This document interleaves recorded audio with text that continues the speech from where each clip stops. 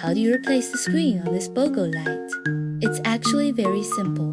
First, loosen the tension screw and take it off. Then remove the clip.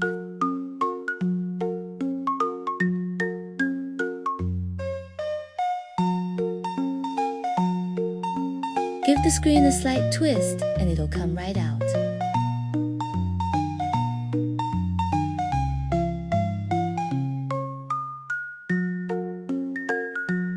Give it a try.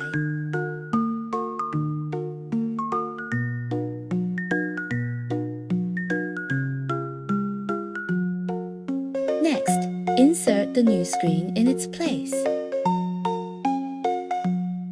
Put the top cover back on and tighten the screw. That is it. The whole process is that easy. Just like that, you've got a brand new screen ready to use.